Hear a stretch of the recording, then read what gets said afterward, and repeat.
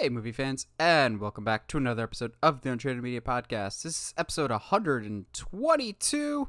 Whoa. I'm going to get out in front of it and say I haven't watched a whole lot, but I did watch something very important, and we're going to discuss it today. Zack Snyder's Justice League. We've been talking about it what seems like forever.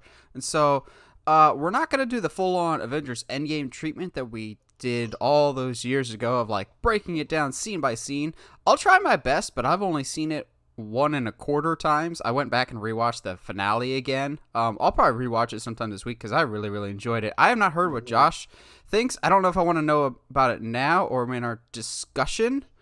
Let's do this, Josh. Before we get into our discussion for Zack Snyder's Justice League, sum up your thoughts about the movie in one sentence. The epilogue's not needed. Completely agree. That's also, like the totality. It almost ruined it for me.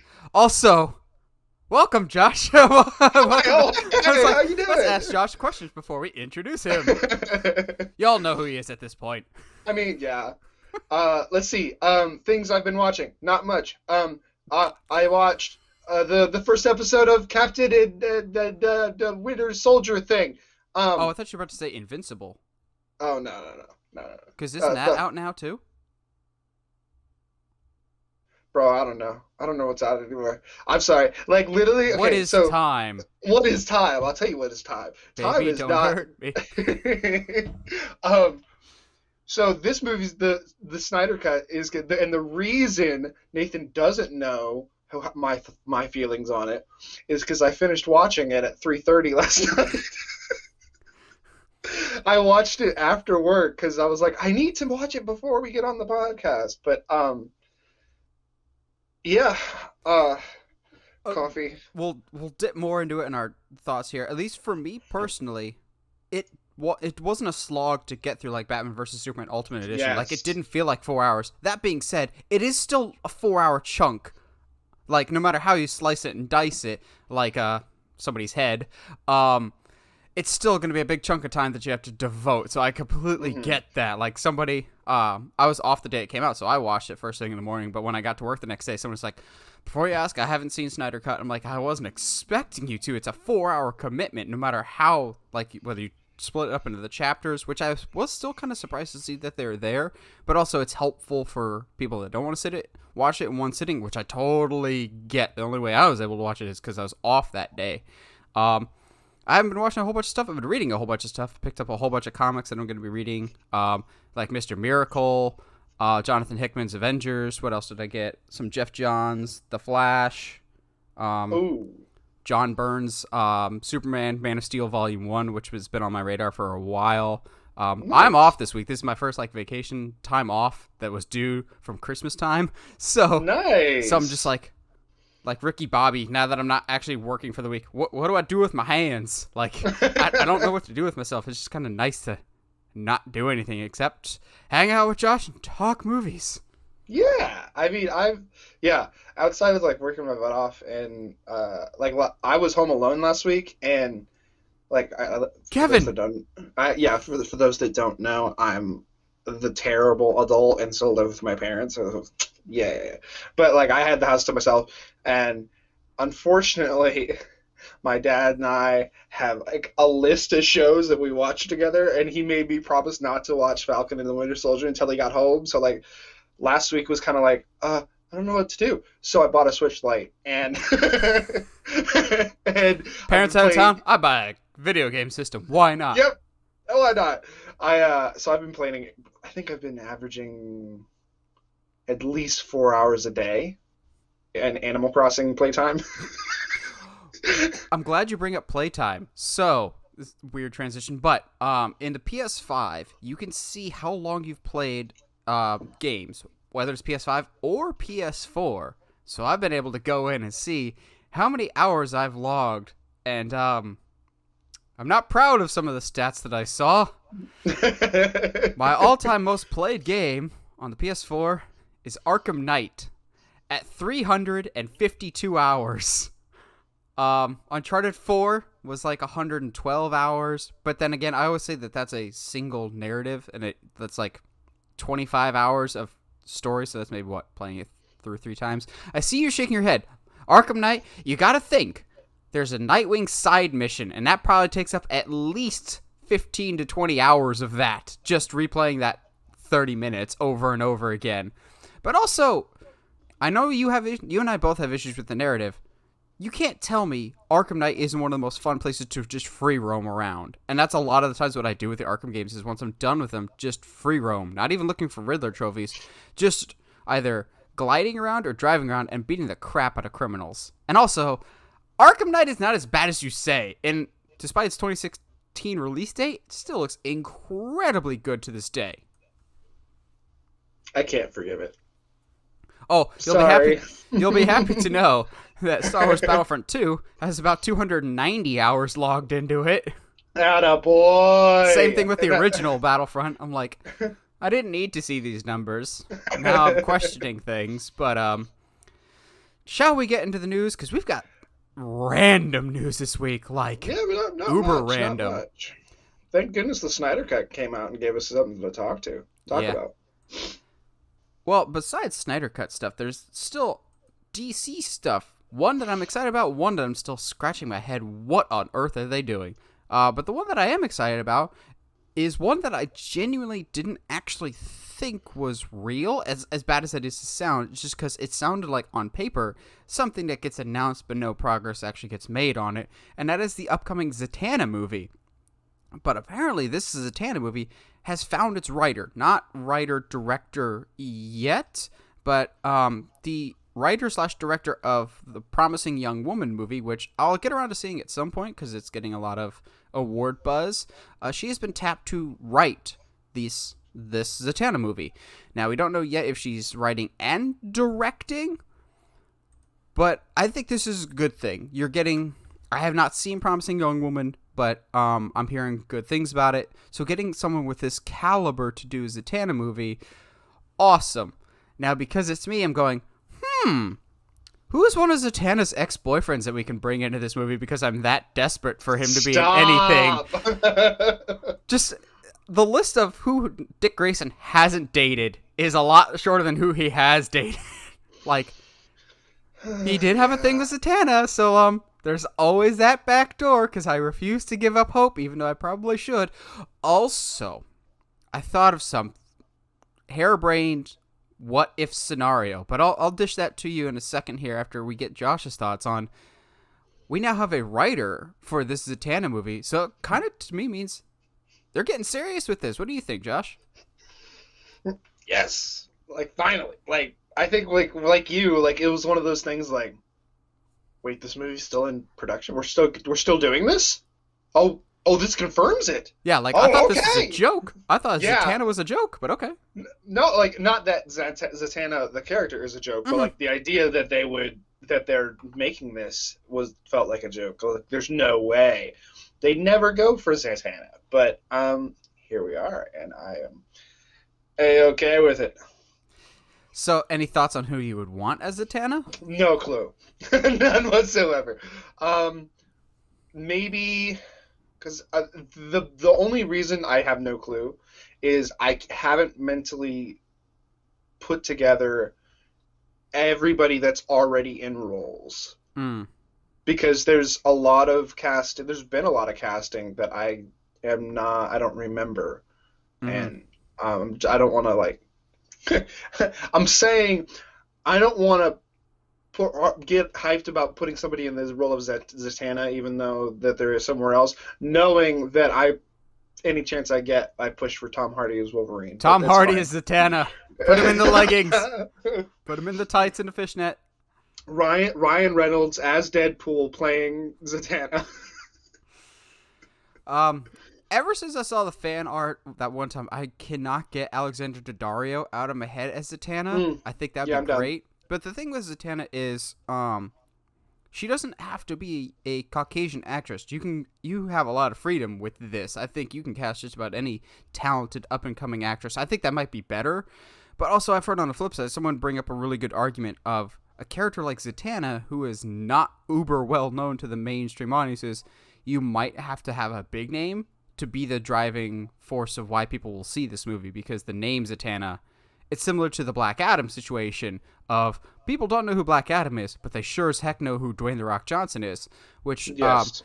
bringing back to my crazy what if theory actually revolves around Dwayne The Rock Johnson's Black Adam movie. So we've known for a while that the Justice Society will be making their big screen debut in Black Adam with Aldous Hodge as Hawkman, Noah Centineo as Atom Smasher. There's one that I don't really remember who it is, but it's not one of the bigger name people. But we still don't know who Dr. Fate is. So I had this weird Jimmy Neutron brain blast last night, and I told it to Heather. She's like, yeah, that makes sense. And she actually was with me when I first watched this storyline play out, as were you, Josh. What if Dr. Fate in this Black Adam movie isn't Kent Nelson? What if it's Zatanna? Oh, dude, I'm already here with you, because that's what happens. What, season 2? Yep. Of just Young Justice. Uh huh. All right, here's the thing. I think if they do it, I'm putting this together. I'm with you on this. I'm here. I'm here for you. I knew you would be. I'm here for you. Okay, so I think if they do this in Black Adam, they just call him Dr. Fate, and they only kind of mention that Dr. Fate is the spirit. Yeah, Nabu. And not the person, and Yes. that anybody could be under that hood, under the mantle. Yeah. Okay? Just mention it. Okay? Then, fast forward to Zatanna, and she kind of illuminates to the fact that she hasn't been able to see her father in quite some time. It has been many years or whatever, and she only gets to really see him once a year. Once a year. And doesn't really say why. Now you're I shocked. think, yeah. Now I put that seed in your head. Now I put that seed in your head, and you're like, oh. I mean, I don't want to cry, but I'm here for it. Especially like if Zatanna has her friends there to support her during. I'm just like, basically, let's take that scene and put it towards the end of just Zatanna. Young Justice, just all of Young Justice. Oh my gosh! So for those that don't know, Zatanna is basically kind of like more so a Doctor Strange than a Scarlet Witch in terms of she has learned magic and is not inherently magical, but Zatanna is her father, who is like an all-powerful magician. Not like uber powerful, he still has limits. But she learned from him. And in the Young Justice series, Zatanna, I believe he takes the mantle of Dr. Fate so that Wally West doesn't have to. Basically, so Wally, Kid Flash can live. Because if you are wearing the helmet of Dr. Fate, you are enslaved into the helmet forever. You are imbued with these all-powerful gifts, but you are trapped within the helmet's power, the power of Nabu.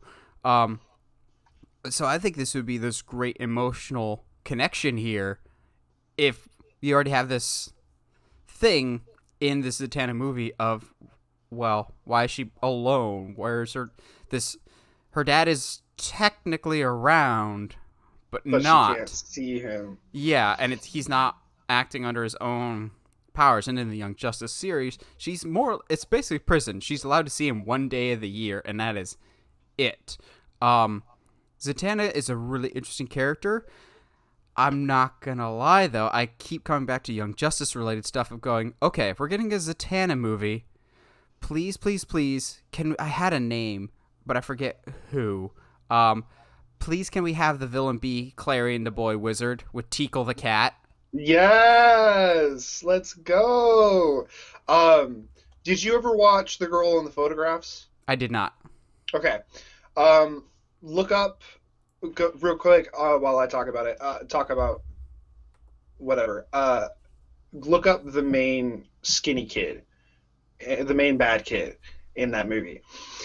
He is the guy I would love. I don't know what his age is now or what really he looks like now because he's not in a lot of things, but he would be perfect because he's got this like swarmy, like not swarmy, like very like just the way that he smiles. You just automatically want to punch him in the face.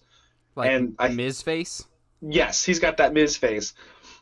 it's so perfect. But I would really, really, really like see, but like my only issue with that is while he is like childish and kind of the boy wizard, kind of childish and kind of annoying, he's also like insanely powerful. Mm-hmm. So I'm the only thing I'd be wary of would be what if it might be swinging too high, too fast, And too early.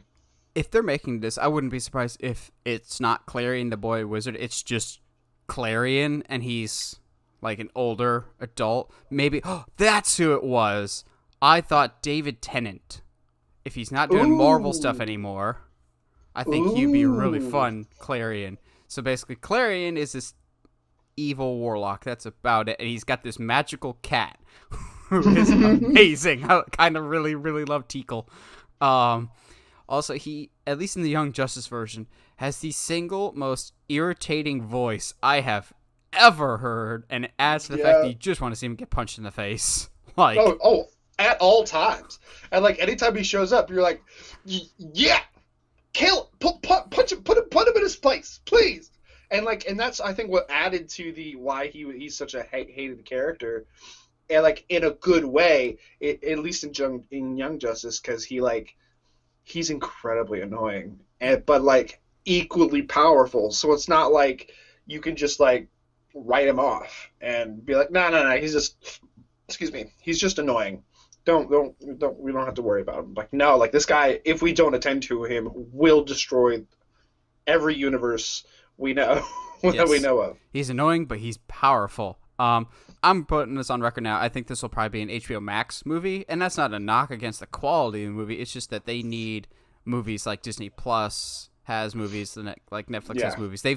The people at DC have said that they're going to do theatrical and HBO Max related content, and I think this would be perfect for an HBO Max.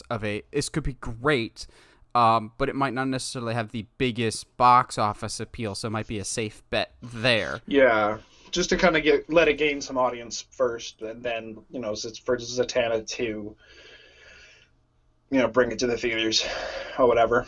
But yeah, However, if we thought a Zatanna movie was out of left field and not the highest of priorities for a movie, then you've got the Executioner over here from Watchmen, because he looks exactly like that. But no, in reality, the man you're looking at here is Hourman, one of the members of the Justice Society of America, but not even one of the top tier members of the Justice Society of America. Like, he's currently on Stargirl, but really? Hourman. So we bring it up because apparently an Hourman movie is in development. Heaven forbid your Nightwing movies, your Man of Steel 2s, or wherever that Green Lantern Corps is. Guys, we've got a blockbuster on our hands, and it's an Hourman movie. Are you kidding me? The heck is this? Like, okay. I pride myself on knowing comic book characters. I had heard of Hourman, but really, guys, this is where your priorities lie. Hourman, a man who takes... Let's clarify here, because I'm going to lose some of you when I say this. A man who takes a pill and gets superpowers for 1 hour, and then can't take that pill again for 24 hours. I don't want to make the joke because I'm above that, but unless this is a comedy, I cannot take this seriously. Like, this sounds like a stupid Ryan Reynolds idea of like it's just too easy of a joke to make here that I'm not just... Hourman. We're getting an Hourman movie before Nightwing, Man of Steel 2, Green Lantern, a Martian Manhunter movie, a Cyborg movie, a actual standalone Justice Society of America movie. Just Zatanna, that's out of left field.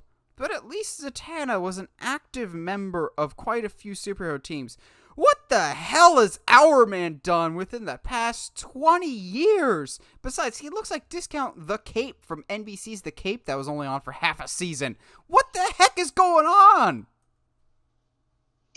This is really fun watching you struggle. I just don't understand this. I had to look him up. I had no idea who this is. I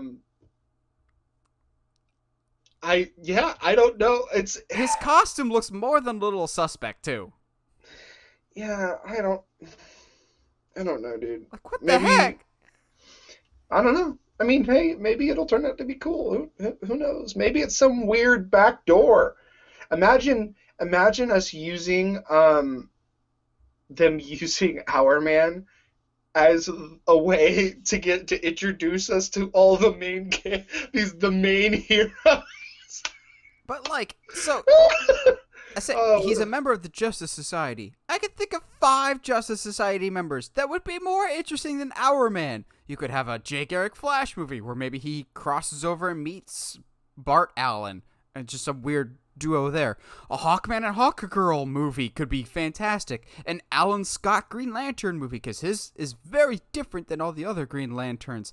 Sandman could be more interesting. Stargirl herself could... I'm tired. I'm tired of these weird decisions. It's like they were playing Yahtzee, except with every single name in the DC universe is in the cup. They shake it up, and they're like, whatever comes out, that's what's gonna get a movie. Ooh, Crypto the Superdog and Hourman. I'll be honest, I'm much more excited for the Crypto movie. And it has nothing to do with cryptocurrency. Whatever. Hourman. Like, this has to be a comedy, right? Like, this is... No! It's fine. It's fine. It's all about timing. It's all about...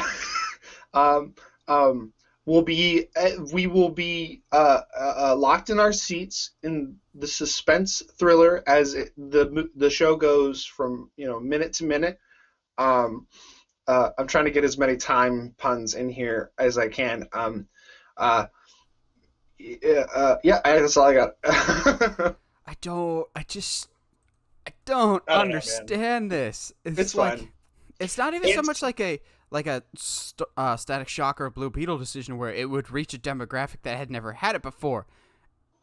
The time enthusiasts are getting their own movie. Woo! They're going to be like, okay, who's a perfect villain for Hourman? The Clock King. The Clock King and the Condiment King team up to take down Hourman. Okay, here's the thing, man. I am here for an on-screen Condiment King. Don't even. Why do I feel like he would be in Suicide Squad? Because he should be. If Polka Dot Man can be in Suicide Squad. No. If Polka Dot Man can be in Suicide Squad, so can Condiment King. Polka Dot Man actually brings stuff to the table. Those polka dots are magic, and they're special, and they can transport you to places that you've never been before. Condiment King will sauce your hot dog. All right, so anyway, let's move on to the next news story. Because, nothing is more tonally jarring than making Condiment King jokes to the most depressing video game ever known being adapted to an HBO series, Last of Us. We're great at transitions over here. So this is an interesting interview that Neil Druckmann, the internet's favorite person, was talking about the Last of Us series.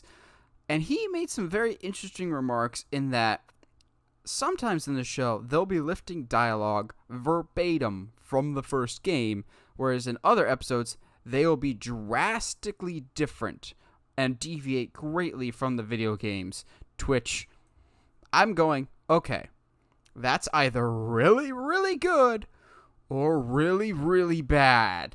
It would be great if you're basically fleshing out the events of the first game, and then the events of the second game don't happen, and that's what you mean by deviate greatly, because, let's just say the second one isn't without controversy, and is very polarizing. This is the first red flag to me with this Last of Us project. Like, I've been so excited, and I'm especially excited with the casting of Pedro Pascal as Joel.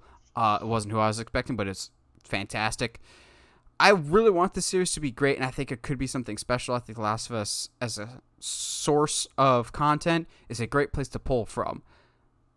I do get some red flags here going, we're going to deviate greatly from the game. That could either be really, really good in terms of they're doing something fresh, but it could also be we will entirely miss the point of the original and just we want a post-apocalyptic show, but we want it with some brand recognition. Yeah, here's the thing. I kind of already assumed that they were going to deviate, just because of the game to show transfer story wise is going to be a little weird, anyway. I don't know, man. Like, I guess it's not that surprising to me. I agree with your points, though. Like, this could either be really good or really bad. But then again, that's what we thought about this show from the beginning. Like, it's either going to be really good or not good at all. Like that, I don't think there's any in between here. Yeah, and when they say they're going to lift lines directly from the games, I don't want it to be like, stop what we're doing, look directly at the camera. Do you remember this famous line of dialogue? Or like blatantly recreating scenes. Like, yes, I think it'd be really, really cool to see the scene with Ellie petting the giraffes or something like that. But That's exactly what I was thinking. But I'm like, I don't need that to be directly translated. This time around, since you're HBO and you have the budget, let's have them ride giraffes into battle against the clickers.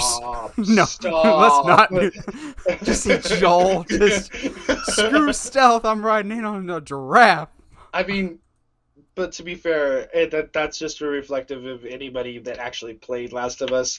It was like, I'm going to try stealth for the first 3 times, and then after I die, I'm going in guns blazing.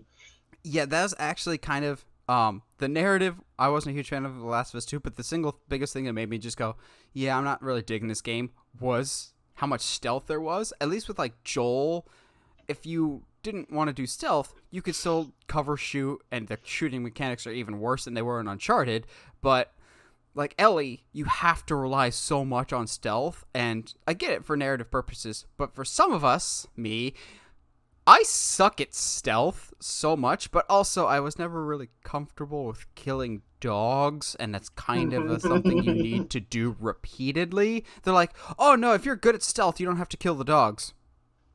Sorry, lassie, I suck, so you gotta go first so you can't see me type of thing. So I'm just like, this is really vibing with me. Yeah. But I want this to be good because I want video games to turn around in people's perception just in general, because I think people that don't play video games still kind of assume that it's kids stuff, whereas you've got stuff like The Last of Us or Uncharted 4 or Horizon Zero Dawn or God of War, which are really masterful narratives on scale with blockbuster movies, and sometimes even better, but it's still that perception thing. And so I'm really hoping that this isn't just a, well, The Last of Us is popular, so let's just do a Walking Dead with The Last of Us skin on it type of thing. That's what I think I'm the most worried about. And because I don't know, sometimes I think I'm in the minority, but Last of Us should have ended like season 4. Walking Dead? Yeah, sorry, Walking Dead. Walking Dead should have ended season 4. It was done. Like, real quick, little side tangent. Do you ever notice how they moved the show north?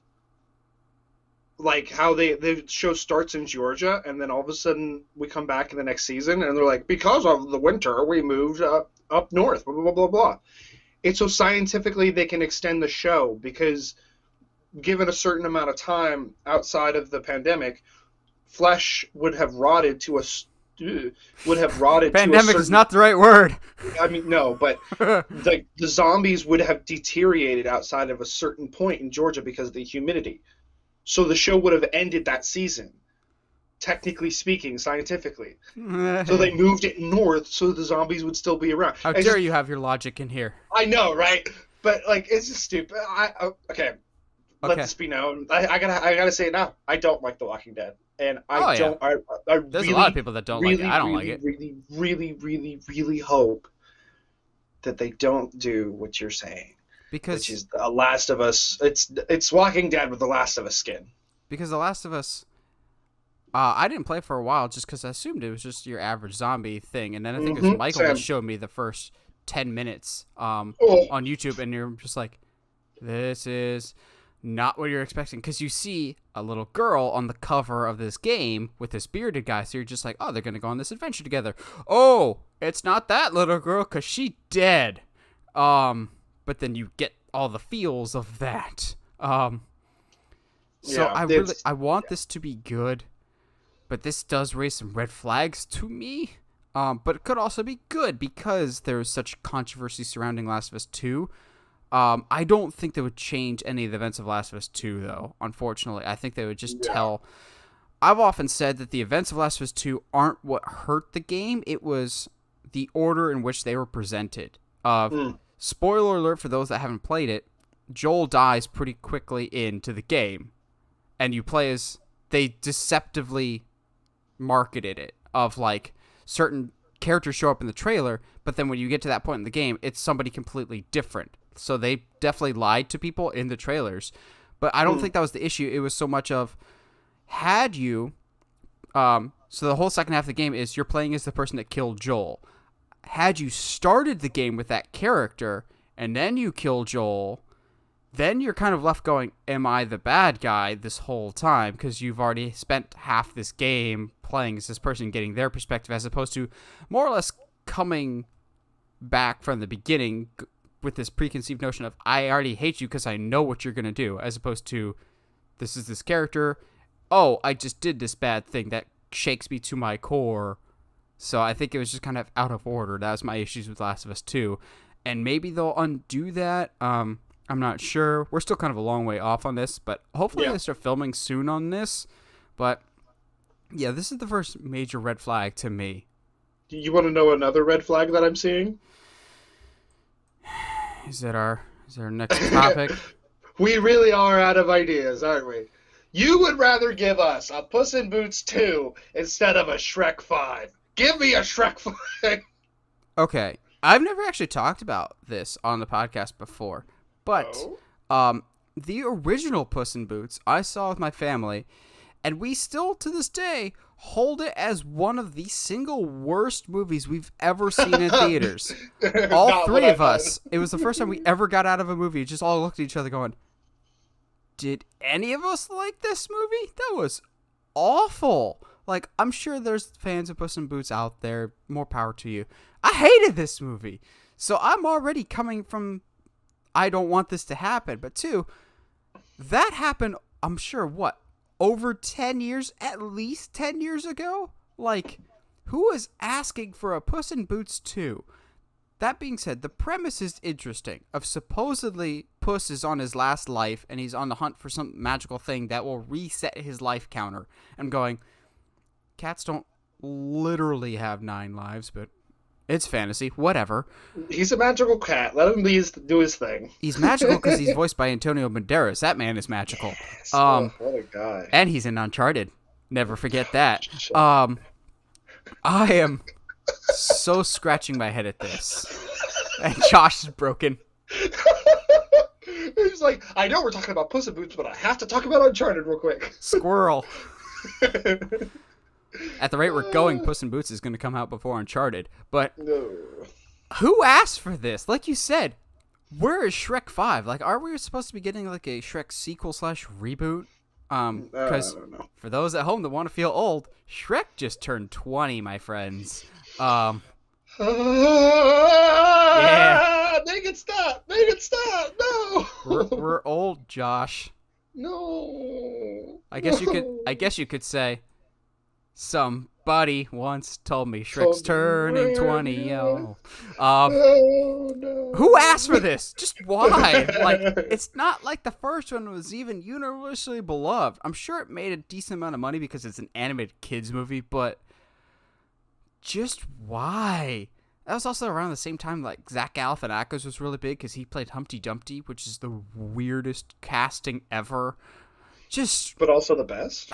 Just why? I don't get this. Like, there's good movies out there that we still have yet to make, but we're going with this. Like, My brain is melting and it hurts. Like, I don't know how it hurts if it's melting, but it is. My brain is not computing the dumbness that is this decision. Like, what? I can literally name off like 2 or 3 movies that would be better ideas than this. As a seasoned movie exec, I know so much about what the fans want and blah blah. I'm trying to also like keep in mind that our discussion last week was like Fandoms. About fandoms and stuff like that, and like try not to make hypocrites out of ourselves. Yes. But again, at the same time, like literally, who was asking for this movie? Like, are you like if this isn't a cash grab, I don't know what is. Like, what is this? Yeah, who was asking for this? But also, let's not make any mistakes. Let's try not to piss off the Shrek fan base, because there's very few fan bases that scare me more than the Shrekdom. Shrek is love. Shrek is life. No. Just there's so many decisions that I do not understand with this. Like, yes, How to Train Your Dragon is done. Kung Fu Panda is done. Let's just drag out the rotting dead corpse that is Puss in Boots. Just milk it for all it's worth. Shrek, you're fine in your swamp. We don't need you. We'll bring back Puss in Boots because that worked so well the last time. However, if you think that's the last random reboot we're going to talk about today, you'd be mistaken. Bro, I heard of this on the radio last night. Are you kidding me? On the radio. How old are you? Wow. I was driving home and I don't have an aux cord in my car. So this movie, I'm sure, was around when radio was at its zenith, but also, like Puss in Boots, who is asking for this?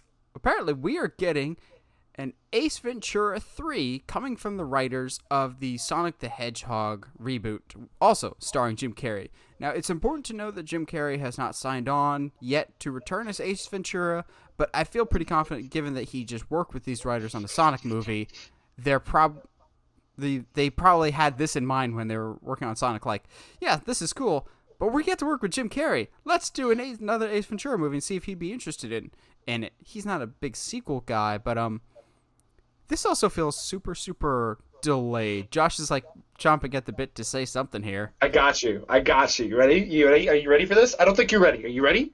You're ready. So, picture this. I gotta say that it's like the most like movie pitch way ever. Ace Ventura, Pet Detective, but he's helping Sonic.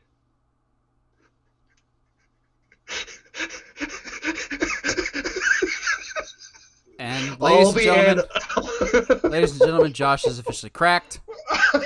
No, let me tell you how it's done.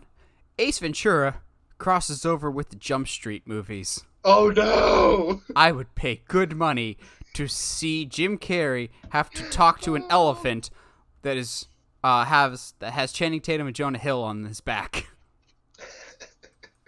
I mean, to be fair, that might be very interesting to give Ace Ventura the 22 Jump Street treatment. Ooh, I'm kind of on board now. What can I say except you're welcome.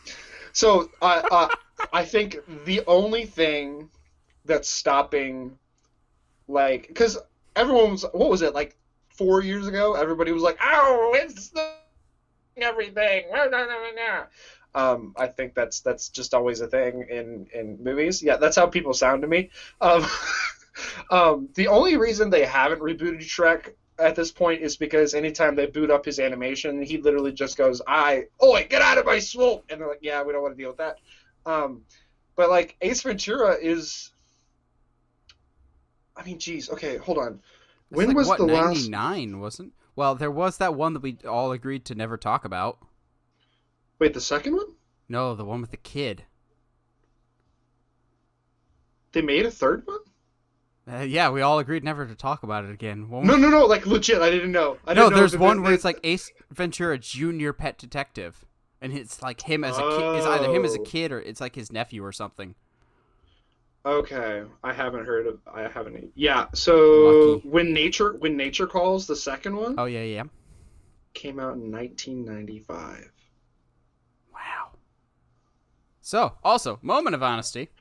Yeah. I've never seen any of the Ace Venturas and also have no desire to. Whoa, whoa, whoa! What? I'm also going to piss off Josh even more. I've never understood the love people have for Jim Carrey. I've yet to see a performance of his that I actually like. I'm not joking. I think he's drastically overrated. I don't think he's that funny either. All right. Collecting myself so that I don't. It's not fair of me to yell at you for Jim Carrey when there's a lot of movies that I haven't seen. It's okay. But, like, look at his track record. He's in that horrible Grinch movie, which you can never convince me that it's good. I hate his Grinch movie so much. Yes, I mean, but he had some good lines in Dumb and Dumber, but, like, Also, Dumb and Dumber, the sequel that came out, kind of taints that legacy pretty hard. Also, I will never, ever forgive him for whatever the heck he was doing with Riddler. I've just never understood Jim Carrey. hold on. Hold on. Also, you like him a lot more as Dr. Robotnik than I do. I think he's really good. Okay, hold on. I'm Googling him. I thought we've said this before. This is not a new. I don't think this is a new revelation to the podcast. But yeah, I've never been a Carrey person at all. Just because he can contort his face into different things, I don't think that makes somebody funny. Okay, so have you ever seen The Truman Show? Yes, it's fine, He's really good in it. Okay, but not like Bruce really Almighty. Not Bruce Almighty fan. The series of unfortunate events. Hate it so much. Eternal Sunshine of the Spotless Mind. He's not bad in dramas. Yeah, Man on the Moon. Numbers. Numbers sucked. Okay, don't bring up numbers. Number 23. The Cable Guy. Kick-Ass 2. Come on. Never saw Kick-Ass 2. I only saw the first one. But also, you can't pretend that he was a big factor in Kick-Ass 2. He was a bit part. It was basically an extended cameo. I've just never been a Carrey fan. Okay. Unless it's like the original Brian De Palma movie, but that's a different Carrey. All right. Here's the thing. Give me, in the words of Olin Rogers, give me this solid, and you I were will pooping? produce. I watched that again a few days ago. I was watching that a few days ago. More solids. Oh, so good. Anyway, at least watch the first one, and just I don't care if you like it or don't. Is that when he comes out of an elephant's butt? That's the second one. Okay. Okay, and to your credit, the second one is way more outlandish, way more just like, hey, let Carrey do whatever he wants. And yeah, it doesn't always work. But yeah, just watch the first one and I'll leave you alone about it. That's all. It's only because it's literally one of the most quoted movies of, like, at least of one of his most quoted movies. Yes. And there's a lot of pop culture references, and I want to make references, and you get them. Like, I'm sure I know most of the Ace Ventura ones. It's never been my favorite. I'm assuming then that you would be excited for a third one. I have no idea why we're making this. I mean, like we said, like the second one came out in '95. Like, is Jim bored? Is that what's happening right now? Okay, whatever, man. You do you. You do you. Well, at least it's from the Sonic guys, which, let's be honest, that Sonic movie should not be as good as it is. Like, it's not a masterpiece or anything, but it has some pretty well-written jokes other than the beat-you-over-the-head product placement that is Olive Garden that Josh... Oh, but I love it, and I don't know why I shouldn't. The product placement beat Josh over the head so much that he got a concussion to the point that he enjoyed how much he got beat over the head with it. I think I appreciate. To me, it was like everybody on the whole in the whole movie was in on like a joke. Like at some point, they were like at work. I don't know. Like they were just they had a traumatic experience or something at a Olive Garden. All of them, which is not uncommon, by the way. And they were like, they said it was never ending. The pasta ended. and they're just like, man, that was tough. Yeah, but at Olive Garden, your family, and like just like this running gag between friends and stuff. And to me, that's what that felt like. I know it is almost as bad as the product as Mercedes-Benz in the Snyder Cut. But or just any car whatsoever in Transformers. Gosh, it's so bad. But to me, at least it was played off as a joke and not like, "Hi, I'm gonna drink a soda, Pepsi can." Like, I don't know. Yeah, or for some reason, how Dr. Pepper is always the prominent drink in like every big blockbuster. Like even in Zack Snyder's Justice League, if you look at the scene where Victor Stone becomes Cyborg, what is on Joe Morton's desk but a big, huge bottle of Dr. Pepper? And I'm like, really, guys? Like, I know I should be focusing on Cyborg here because we'll talk about it in a little bit here, but Cyborg was awesome, but I'm distracted by the Dr. Pepper because weird thing. From scene to scene, Cyborg scenes, he changes his flavor of Dr. Pepper. Like, at one scene, he's got, like, diet or, like, vanilla Dr. Pepper, and the next is just, like, regular. I'm just like, why am I focusing so much on what Joe Morton drinks? But, okay. Without further ado, Josh, you got a sponsor for us this week. Today's sponsor, Dr. Pepper. I got this. Today's episode of the Uncharted Movie and Podcast is sponsored in part by Dr. Pepper. When one flavor just isn't enough, have 23 of them. So also, since when have we been the Uncharted Movies podcast? Dude, bro, leave me. The coffee is kicking in, and I haven't had much to eat either. So everything is shaking. Maybe we always need to have podcasts when Josh is running on minimal sleep. He's extra giggly today. Yeah, boy. All right, let's talk about a movie that, believe it or not, had more giggles in it than I was expecting it to. Absolutely, dude. Not just giggles of excitement, but genuine humor. I thought, with it not being Joss Whedon's version anymore, that like all hints of humor would be gone. But I'll be the first to admit I was wrong in a lot of aspects about this movie. I enjoyed this movie a whole heck of a lot more than I thought I would. I've said on social media, and I still stand by this, not only was this my favorite Zack Snyder movie I've ever seen, I think this is my favorite, not just DC, I think this is my favorite Zack Snyder movie, period. Like, I went into this going, this movie does not need to be 4 hours.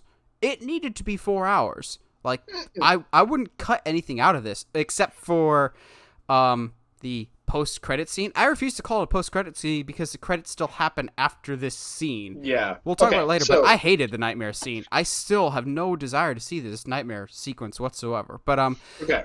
Let's hear Josh's initial thoughts, because I haven't heard them either, people.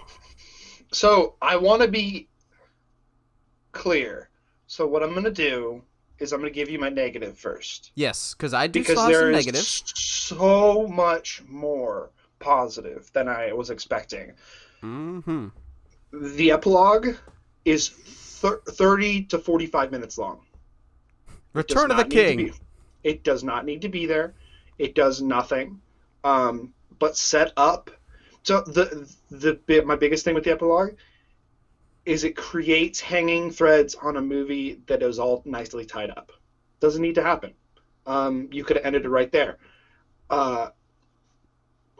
Some of a lot of shots stay to maybe 30 seconds to 45 seconds is too long. Like for some reason, he's panning out on a wide and it just stays there for a little too long. The slow-mo. Yeah. I'm okay with it when it's flash. It works with it when it's flash, but there just seemed a lot of really unnecessary slow-mo. Especially the first hour had a lot of slow-mo. Yeah. Like when the Queen, Balda? Hippolyta, when she's leaving the obviously, guys, spoilers. Yeah, we're gonna go in depth on this. I'm sorry. We probably should have said that at the top. We haven't said anything spoiler yet. Yet. But we will. So, like, she's running out of the building with the mother box, and for some reason that's all in slow-mo, and that really, like, weirded me out. But there's like a bunch of little things, but holy crap.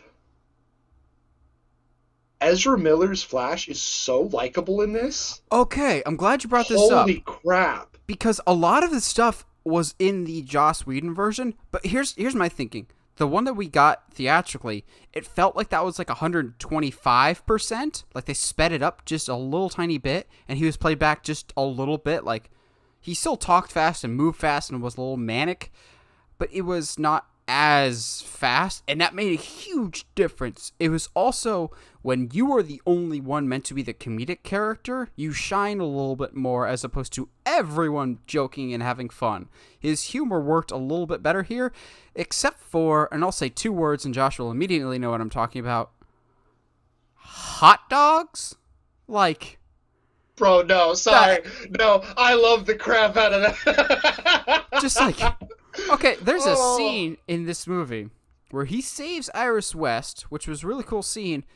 That one of the few times that slow-mo does work, but I agree with you it lasts for like 30 or 40 seconds too long of like, we get it, Barry loves Iris, and it's going to be a big relationship going forward. But this would be a cooler moment if I wasn't distracted by the literally dozens of hot dogs flying around in slow motion around the scene of going, but, okay. This is just weird. The thing that saved it for me was I was like, oh, haha, I get it, because he always needs snacks. But then he uses the hot dog to feed the dogs. Yeah. Leave me alone. So I was like, okay, that's kind of funny. Ha ha ha. But no, like, he is so likable in this movie, in this version. Like, holy crap. Like, to the point when, spoilers, when he does use the Time Force. Just I said. Yeah.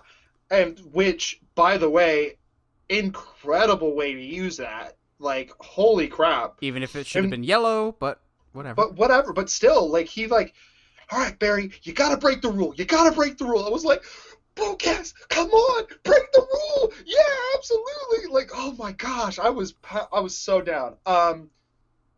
Aquaman, they toned down the broness of him. However, and I really, really liked it. However, the broness is still there. Like Jason Momoa's natural charisma. Like, I don't know why, but my favorite Aquaman line in this whole movie is when they first get to the Batcave and Bruce is like, this is Alfred, I work for him. They're all passing by. Barry's just like, like he's all giddy and excited. And then Aquaman's just like, it's pretty badass, Alfred.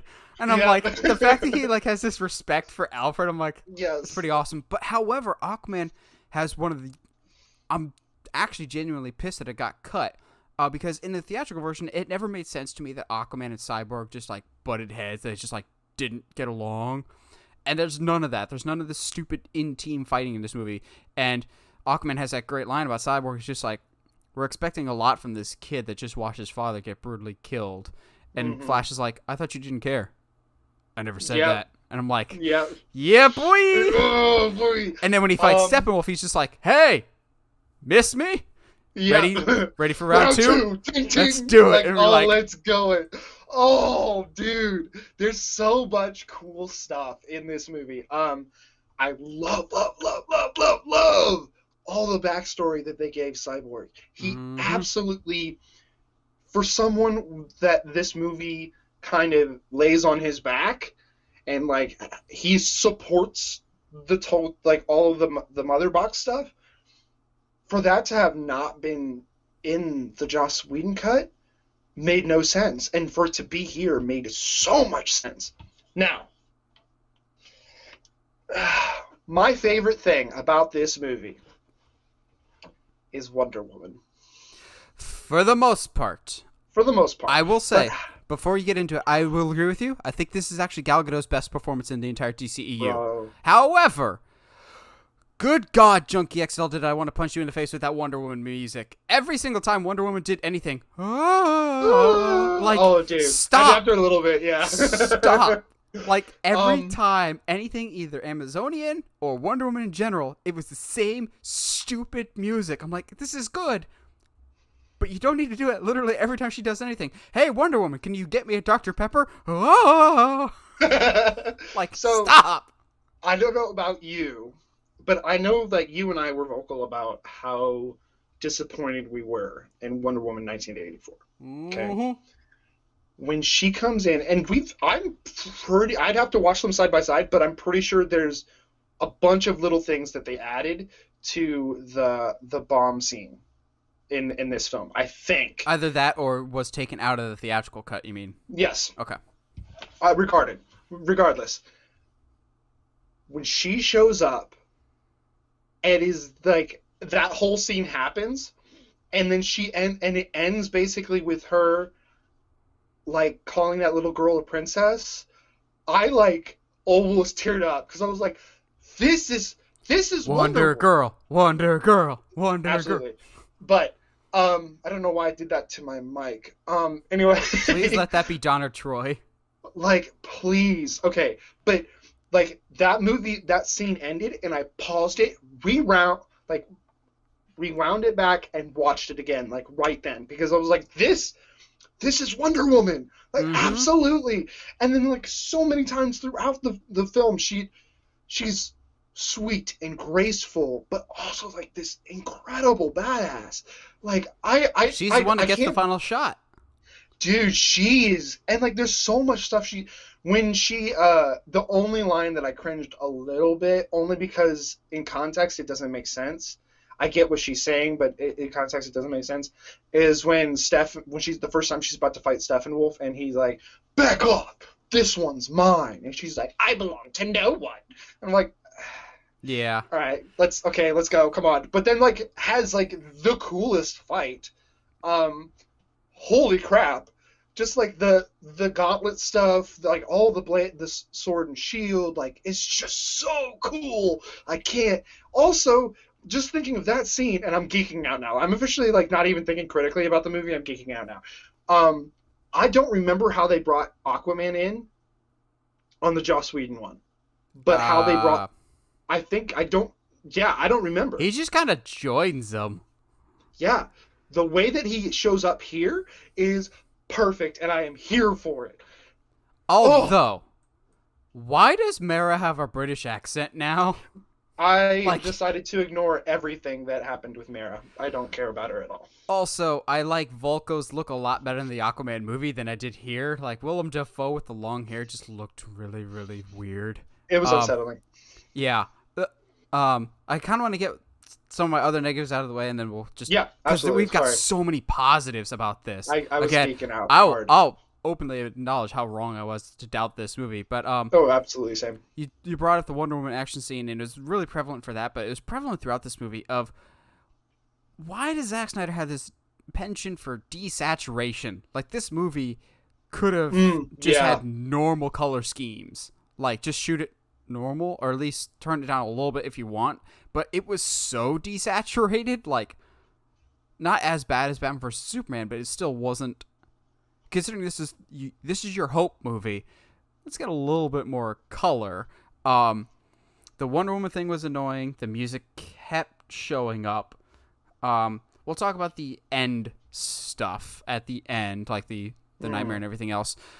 My other big negative, it's not even so much a big negative, it's more just a really fan nitpick. When Superman comes back, it was awesome, it was amazing. We never got an explanation as to why he has the black and gray suit. Like, yes, he flies up to the sun, which in the comics that's supposed to be, I'm weak and I need, this will absorb more sun so I can get my powers back quicker. Basically, it charges me up better, charges me up faster. There was no logical reasoning. Like Zack Snyder has said in interviews, this black suit is supposed to represent this. It's supposed to represent this. I'm like, cool. You can say that, but you didn't tell us. For like the casual person, like my mom or my dad, who might not know why he's wearing a black and silver suit, it might be confusing to them going, well, why is he in the red and blue when we see it over his shoulder there? And I was also disappointed that I was right. Him opening his shirt at the end was originally shot by Snyder, wasn't a Whedon cut. However, I was really hoping that when he opens his shirt at the end, it would be the black and the blue again. My mission, I am back. I needed the black and silver for a little bit here to get me back to my normal power levels, but now, as the blue and the red, I can be the symbol of hope. Like, that was kind of what the narrative they were building towards. Yeah. Like, even when he was coming back. Also, it was kind of weird of, like, all this dialogue that we'd never heard before. Like, Pa Kent saying, "Fly, son." I was like, that's awesome. Why are we only hearing it and not, like, why wasn't that seen in some other scene? Or, like, I think it would have been cooler if we got hologram Russell Crowe. I know he got destroyed in Man of Steel, but have a hologram Jor-El and a hologram Jonathan Kent standing next to him as he's picking out his new suit. Then maybe have the logic of why he's going with the black and the silver, but those are some just really big nitpicks. I know Snyder said in future movies he'll earn back the blue and the red. It just rubbed me the wrong way that in the Nightmare sequence he's got the blue and the red suit again, but when he's out there saving the world at the end when he rips open the shirt, it's the black and the silver. I'm like, that feels a little backwards to me. But other than that, let's talk about the positives. And the single biggest positive for me, more than anything else, is I liked the music in the theatrical version. I love the music for this movie. Like, Man of Steel, the Superman theme in Man of Steel, I thought was perfect. I was wrong. It was close to perfect. What we got in Justice League is perfect. Because you get the regular doo-doo, but it's not just on piano now. Now it's got brass. It has power. It is victorious. Like, I've listened to Superman Rising Part 2 over and over again going, this is a Superman theme. This is a powerful march, but it's not a sad march. This tune doesn't get lost or get lost along its way. This is powerful. This is triumphant. This is Superman reborn in musical form. Just the music across the board was excellent. Like, the flashback scene when all the gods are fighting Darkseid and they're coming together for the first time. I was like, I'm going to be jamming out to this music for quite a while. That music is so good. And I everything about bringing him back was fantastic. He when he, again, spoilers, I guess, kind of, but when he protects Cyborg, he comes into the frame, boom, not impressed. Boom, not impressed. I was like, it's again, it was the same feeling as when the original Justice League gave us, right? When he popped up, we're like, that's Superman. Like, let's go. I'm a big fan of Truth. Absolutely. But I'm also a big fan of Justice, which you can say what you want about the Joss Whedon version. I will still get super, super excited when Superman showed up in that theatrical version with, say it's cheesy or stupid or whatever, but I'll still get giddy when it's, I'm a big fan of Truth, but I'm also a big fan of Justice, and the classic Superman theme kicks in. And I even still really love when he comes down and he's just like, is this guy still bothering you? Boom. Like, yes. that's Superman that I kind of wish we could find a middle ground between the ending of the theatrical version and the ending here, to find somewhere in the middle, because when Superman's beating the crap out of Steppenwolf, I'm like, so is he getting a little close to the dark side here? Because, I get that he's a bad guy, but you're kind of going Luke Skywalker here. So the thing that I thought of when I was seeing that, and just because of the spacing of his punches and then how he kind of slows down after a bit, they're trying to keep him down so that Cyborg can separate. So to me, it's less about, I'm going to beat you into the ground, but more of, I have to keep you down so that we can do what we need to do. Okay, that's fair. Yeah. Also, seeing, bro, there's so many moments in the finale of this movie that I was like just fanboying over, and then also tearing up a little bit. Example, in that kind of same space of time in the finale, when Barry is like, they're like, Barry, you okay? And he's like, yeah, I just got the wind knocked out of me. I'll be fine. Come on, Barry, heal. Come on. And I was just like, yeah, Barry, come on, man. We really riding on you. But at the same time, like, he's been drastically shot, and he's trying not to let the team know that. oh, dude, like But then he uses the Speed powerful. Force, and he's the first thing he's like, Dad, if this doesn't go right, I want you to know that I was one of them. I was one of the people that was helping. It's like, granted, it was a little on the nose when his dad in that prison cell was like, you can make your own future, you can make your own past. I'm like, it's a little on the nose there, Billy Crudup, which, side tangent, The Flash did this, the show, of having his dad in the show being alternate universe version of Jay Garrick. I would kind of really love if Billy Crudup was Jay Garrick. I would absolutely. I think he'd be perfect.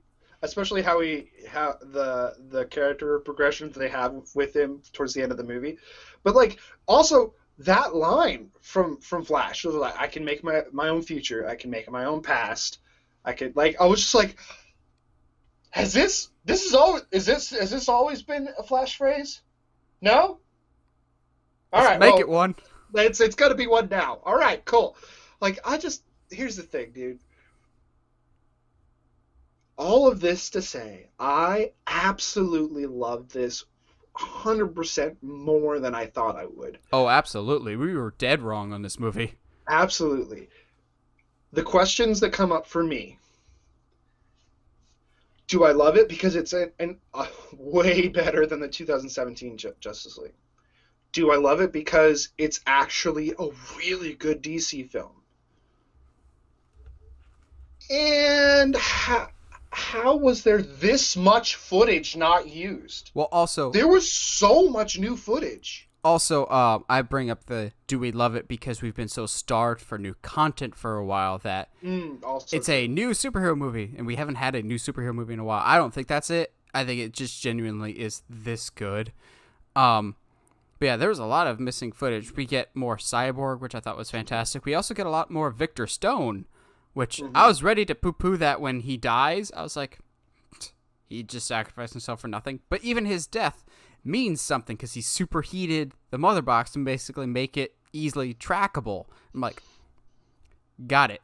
Appreciate that we didn't lose any of the Alfred humor. He is still the same sarcastic, I don't really want to be here, but I'm going to ship everyone I possibly can. I thought the Bruce and Diana thing was a little awkward. Like, they try and do some, like, cutesy romantic moments, and I'm like, I don't know if this works or not. Sure, However, that's not the weirdest relationship that apparently Zack Snyder had in mind with the whole... Apparently, this was one of the stories that Zack Snyder was contemplating was... So we know Lois Lane was going to die in the future timeline. That we'll talk about more with the Nightmare sequence, and we see a little bit in this. But apparently, she was going to be pregnant with Bruce Wayne's kid, but Superman thinks it's his. And so, apparently, Batman loved Lois. I'm going, have they shared any scenes together in these movies? Like, at all? But apparently, when Superman was dead, they had a fling, and I'm like, you do realize he's only been dead for like a month. Damn, Bruce, slow your roll there. Yeah.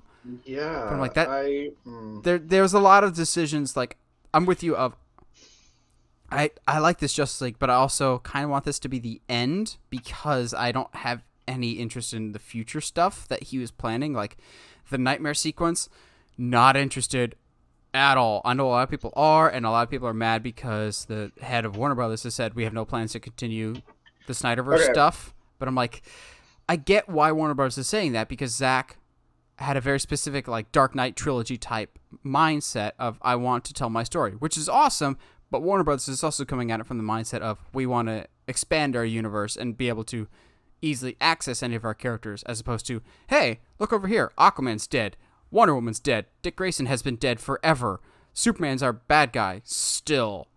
So, I have a thing to talk about that. So let's go ahead, let's get into the epilogue a little bit. And this is what I told one of my buddies last night when I went, who was up, and so we were chatting a little bit. He's a big Snyder fan. Was the epilogue cool? No. Yeah, I didn't like it. Hold on. Was it cool? Yeah. Was it completely unnecessary? Absolutely. It didn't need to happen.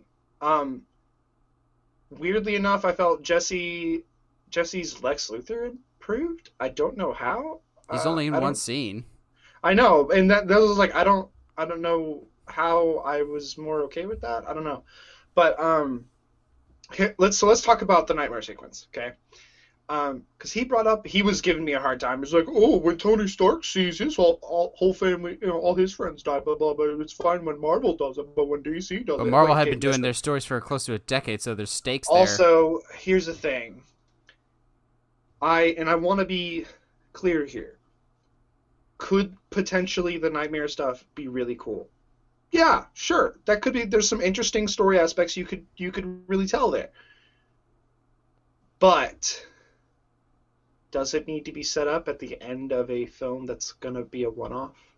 Yeah. No. And also, that whole nightmare sequence is about 15 minutes.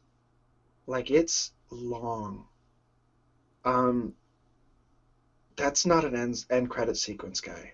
That's just an That's extra scene in your movie. that's just and that's what I think. The more and more, the longer it went on, the more and more I got annoyed because I was like, it was like 3:30 in the morning, but like when they end it right before the epilogue, I was like, that's it, that's perfect, stop it right there. But then it just keeps going and keep going and it keeps going, and the difference I think is you don't know it's a dream until he wakes up, and it's like, okay, cool, because and I'll have to rewatch it to make sure that the transition is what I remember it as. There's no transition. No, there is no You transition. They you did go that twice. The scene where yeah, it shows dead Aquaman and dead Wonder Woman and dead Lois Lane in Superman's arms. There is no transition into that. no, there's none. And it just goes from, and that was, I think it was confusing for me, and that this is why it doesn't work to me. You go directly from a scene where Deathstroke is alive and toasting, about to kill Batman, and literally within seconds, for whatever reason, he's helping Batman. Mm-hmm. It's not, and I try to be clear here. It's not that Snyder's trying to do a nightmare thing. It's how it's presented. It's how it's put in certain places. It's how, like, you have to transition. You have to put up a in another universe on the screen or something. You can't just like throw things up on the screen Or just say 5 years later or 10 years later something. or something. You have to do something. You can't just throw it on the screen and be like, oh, and then have Bruce wake up and like, ha ha ha, and then have a whole conversation with Martian Manhunter for Which actually no is real. Yeah, it doesn't make sense. Which I have issues with the Martian Manhunter thing. The design looks cool, but you should have just had him at the post-credit scene there and not talking to Lois. Because if it was Martha and Lois, that makes sense. Because there's some details that Martian Manhunter, as Martha says, that I'm like, only Martha would know that. And it kind of, like, I get that it's supposed to be this big shock thing of like, cool, it's Martian Manhunter, but I'm going, Martian Manhunter doesn't have that relationship with Lois that Martha and Lois have. That should have just been Martha. That way, when Martian Manhunter shows up at the end, it would have been more of a shock because we didn't just see him 2 hours earlier in a really, really random thing. I think it's because Zack Snyder didn't think that he'd be able to shoot that new ending, because you could tell that was definitely added later. That and the nightmare sequences were definitely the reshoots. Mm-hmm. But it doesn't make sense why it would be Martian Manhunter there.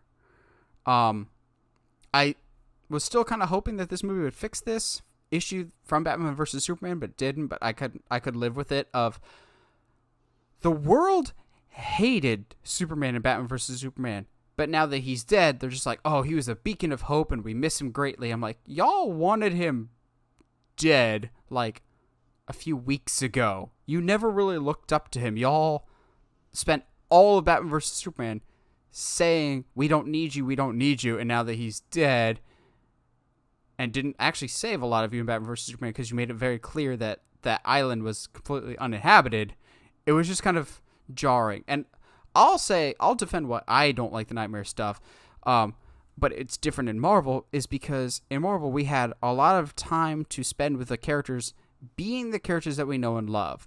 Superman, we just got him back from the dead. He's supposed to be the Superman that we know and love.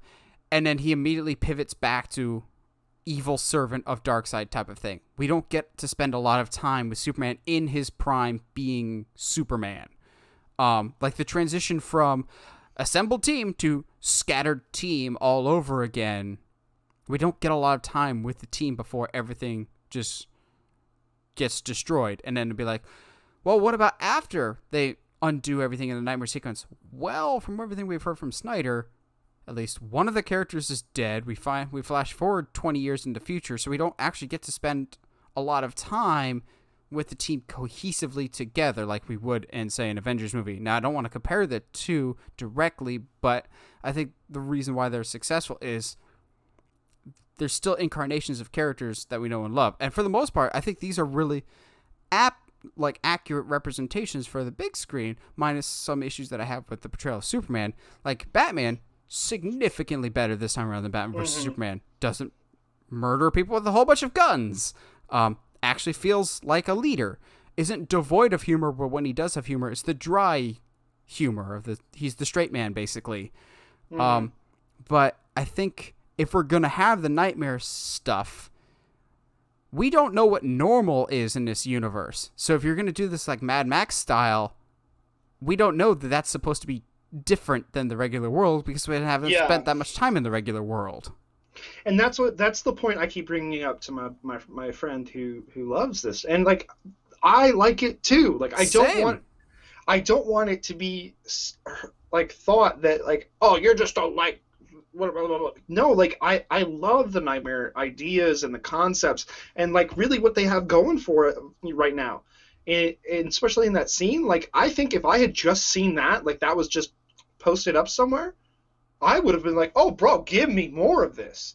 Mm-hmm. But it's on the tail end of a 4-hour movie, which to me that tells me this could easily have been a 3.5. Because the last 30 minutes is basically the whole epilogue. But we don't have enough time. We don't understand, and because of that, we don't know what's at stake.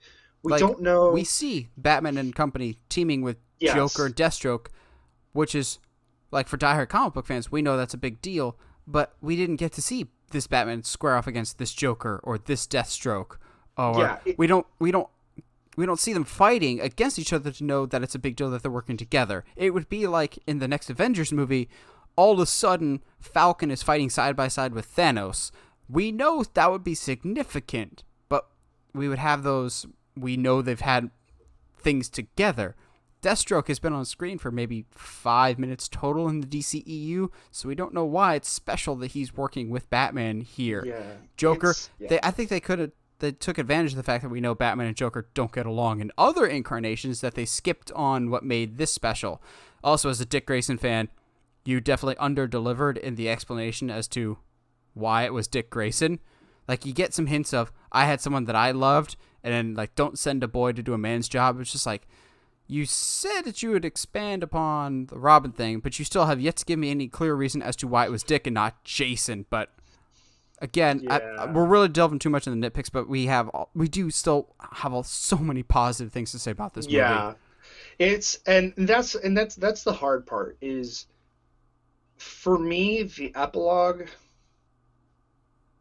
and I'm gonna say it, almost ruined the movie for me, just because it does the Return of the King thing, where it's just like, stop, just end, bro. Like, you had everything wrapped up in a nice little bow right there.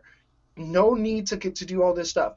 No need to dangle more threads that we know are not going to be a thing. Like, you can't. Like, if you take out the nightmare stuff, it does set up everything. Like, we could have had the Snyder universe, like, spun off of this Justice League if it wasn't for the nightmare sequences. Because just that having the nightmare stuff is just this albatross hanging over everybody's head going, well, you could get excited for this, but you know this bad thing is going to happen down the road that's going to basically change everything. Like, this movie sets up the Aquaman movie perfectly. Granted, they're different tonally, but you could go into this and still go into Aquaman, and it doesn't change a whole lot. It gets me excited for a Flash movie. It set up that Batman Deathstroke movie, which I'm really tempted to drag out that Batman Deathstroke trailer that I made all those years ago and have that make the rounds again. But it sets up a couple different things, but it still has this cloud over it with the Nightmare stuff. If there was no Nightmare sequence at all, I think this would have set up a really, really exciting world. And maybe the Nightmare stuff is what spooked Warner Brothers, because it does feel very much old Snyder, like stuff that he really, really likes is the dark and depressing. And I, like you, think the Nightmare sequence could work, but we have to know what normal is before we go into abnormal. Like, we haven't had too much time with normal Justice League stuff. Yeah, zero time with normal Justice League stuff. Like, I would love to see the Hall of Justice or the Watchtower, but I know with Nightmare sequence on the way, if we do get it, it'll be very, very brief before it all gets destroyed, basically. Yeah, we're never presented what's at stake before we get to. It's always like Thanos is coming, and like what, and like you almost have to compare those two types of storytelling, because while Marvel did be like, hey, Thanos is coming, like for many, many, many, many years before Thanos actually came, but at the same time, he wasn't. He was in a throwaway scene. There was references to him. There was, scattered throughout many, many movies. It wasn't 15-minute scenes dedicated to the end of movies. It wasn't really weird Mad Max stuff in the middle of BVS. Like, it doesn't. That's like, if you would have left it as again at the end of there, where like up to that point, the only references to it were Bruce being like, I was sitting right here, and I want to say a vision or a premonition. Like, Barry came through and told me Lois is the key. I think there might be something darker here. Like, leave it there. Mm-hmm. That's so good. Are you kidding me? And then drop like the Nightmare sequence. Drop that as a trailer. Save it as a trailer. And I'm like, oh, I am here for this. Let's go. Absolutely. Like, we did all this work to get our world back, and now something's going topsy-turvy. Like, oh, yes. Yeah. Okay, so we haven't talked about it yet. Darkseid in this. We said it from the get-go that everything that was in the trailer is basically going to be the extent of Darkseid in this movie. I still wasn't the biggest fan of his design. It's primarily his armor. I'm used to it being much more, I don't want to say like stripped back, but like not as like overly detailed, because Steppenwolf is an improvement from a visual standpoint, but I still don't like his look. Like, the armor looked weird to me. Like, I get what he's going for, like it's like a living, breathing armor that reacts to him, but I'm like, he's definitely more of a threat than the theatrical version. Yes. But it sounds weird, but there's too much detail in Steppenwolf, I think, that it just seems gaudy and over the top. It's like Shredder in the rebooted Ninja Turtles. Like, okay, there's definitely a thing called overkill, and I think you're kind of doing that here. And the same thing with Darkseid's design. Like, neck up looks fantastic. Neck down, I'm like, the chest piece looks, I think, a little too detailed. I will say, young Darkseid, in comparison to Darkseid at the end of the movie, I liked that progression. I liked being like, oh, okay, oh, yeah. So you are alive. Cool. Because to me, when you go into a comic book movie, you do have to you have to turn off your knowledge. Turn off your ideas of outside concepts as far as comic books, and you have to go into it and be like, okay, what story are they telling here? So the idea that it looked like, oh, Darkseid's dead. Oh, okay, cool. So Steppenwolf's it. All right, cool. And then like Steppenwolf finally says, hail Darkseid, for Darkseid. And you're like, wait, maybe he's alive. And then he shows up at the end, and he looks even cooler than he did at the beginning of the movie. To me, that worked. I hear you. Though on the armor, I'm used to Darkseid, and it's not really a nitpick. I think if I saw him in action more, I might be more okay with it. But I am used to his armor being like blockier. Yeah, or more something. Yeah, straightforward. yeah. Steppenwolf's is a huge improvement. Um, I loved that they allowed him to literally cleave people in two. Um, it made him so scary. And there's certain times when his armor is like just chilling, and then he says some line where he gets pissed and like all the spikes come up, and I was like, all right, I'm here for this. I agree, and this is kind of reflected in how in Cyborg's body sometimes there's almost too much detail Yeah. that it doesn't. And again, sometimes with the oversaturation, what appears on the screen doesn't necessarily look real. Not that it's not there, but it's not. It's too obvious that it's CG, because that surface is way more reflective than all of the other reflective surfaces in the scene. Yeah, like by and large, Zack Snyder movies have fantastic outfits, but I will say they almost always feel a little like they have a little bit too much stuff to it. Like the Batman suit that he wears for most of it, fantastic. The suit that he's wearing when he's driving around with the big night owl goggles and everything else, that feels like there's too much stuff on it for me. And I've made it very clear my thoughts on the Flash suit. I think it's one of the worst comic book suits of all time, because it feels so like there's too many moving pieces to it and too armored, which kind of goes against what Flash is going for. But like Aquaman, I think that's one of the few ones that really work, but I still prefer his from his standalone movie. But at least logically that makes sense. And I'm expecting the same thing to happen with Flash of, all right, we've upgraded our armor to reflect our character progressions. So I think that will happen with Flash, so we can burn this stupid suit with fire because it's terrible. Hey, at least it's not as bad as the one in the nightmare sequence. Yeah. Where his face is like, when the face is terrible. When the face mask is comes up, bad. The face when is the mask really comes bad. off, it's really bad. All this to say though, and like you and I, like we do this all the time anyway. We pick movies apart. We want to. While I would love a perfect movie, I know it's not possible. Yeah. And I think the fact that I not only liked but loved this film is a testament to all the work that Zack put into this film. I don't know.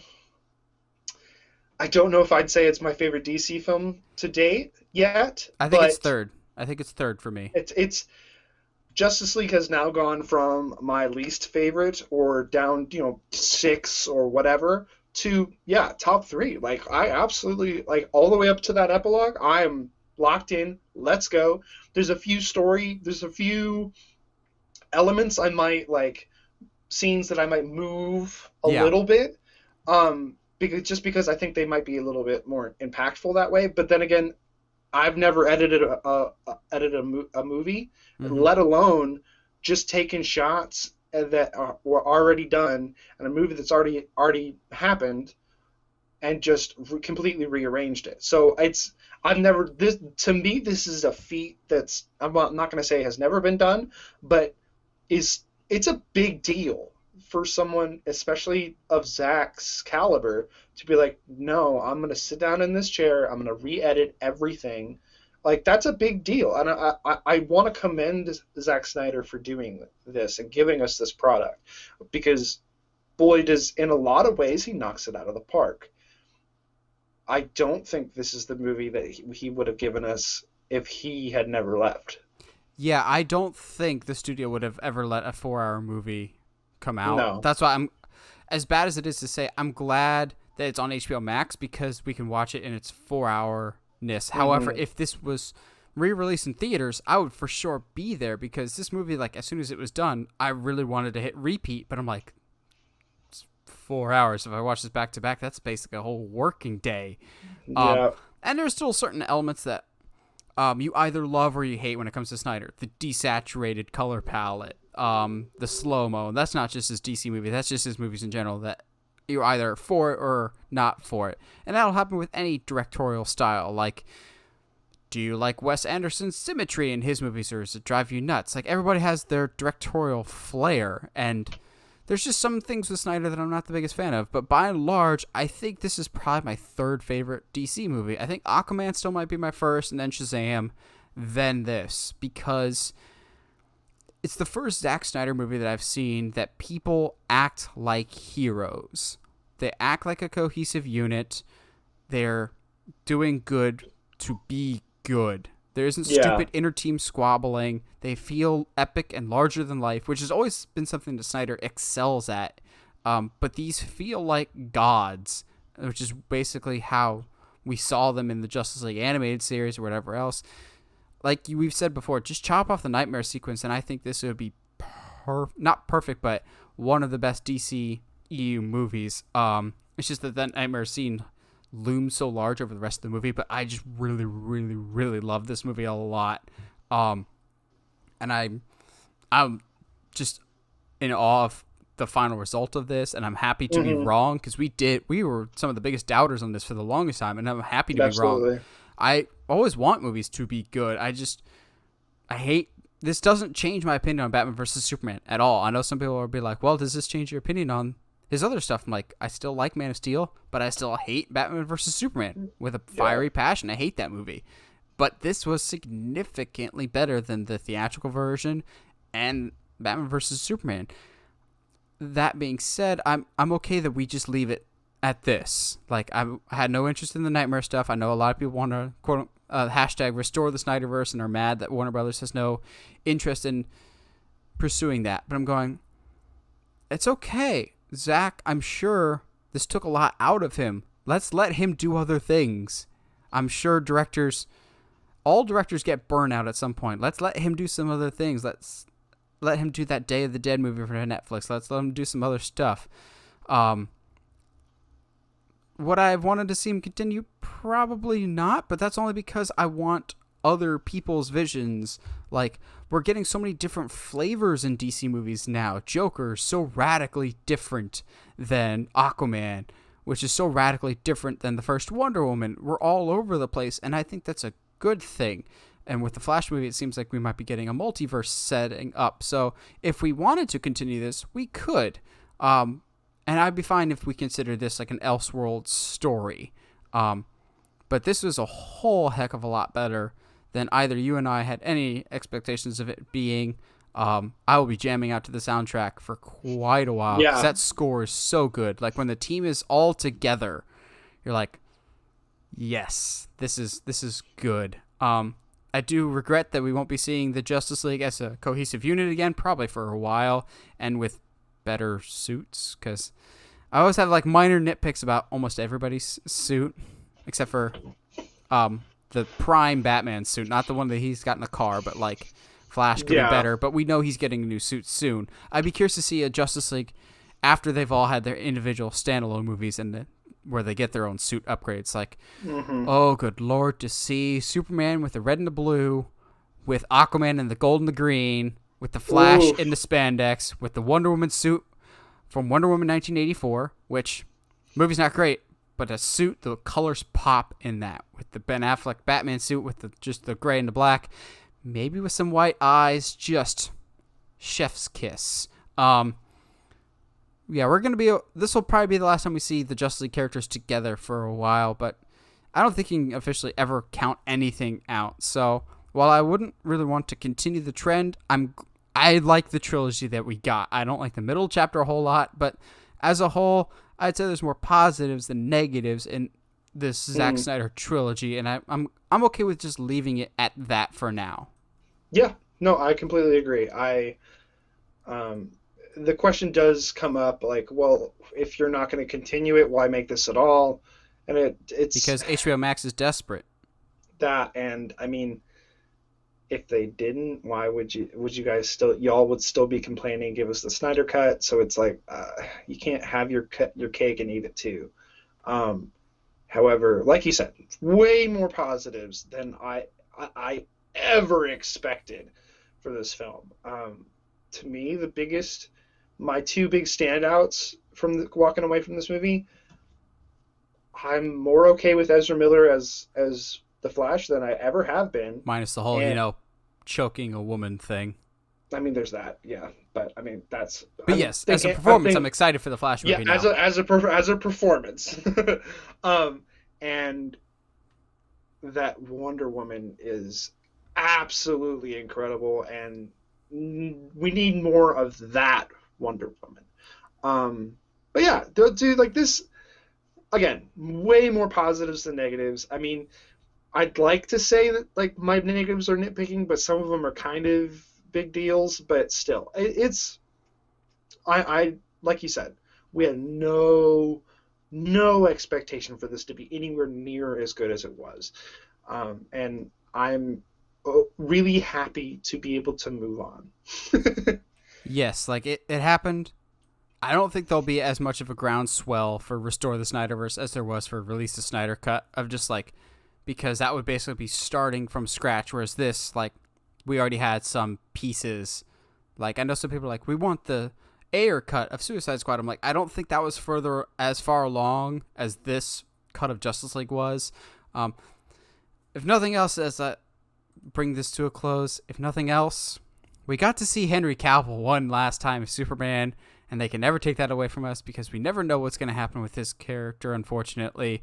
But we got to see him as Superman one more time, and that's always going to be fine with me. Well, what did you guys think of Zack Snyder's Justice League? Have you seen it yet? Have you not? Are you planning on seeing it? Are you going to watch it all at once? Are you going to divvy it up into little chunks? Let us know in the comments below. We always like hearing from you guys. And as always, if you like what you hear and you want to hear more, subscribe to us on whatever audio platform you're listening to us on, whether it's iTunes, Spotify, Google Podcasts. And I want to give a quick thank you guys to you because we have now crossed 400 subscribers on YouTube. We're now sitting at 401. So thanks for being the best listeners out there. And we're going to keep bringing awesome content to you guys. We're going to keep thinking outside the box and keep bringing you the best podcast around when it comes to movie news. And in that, stay sharp, movie guys and gals.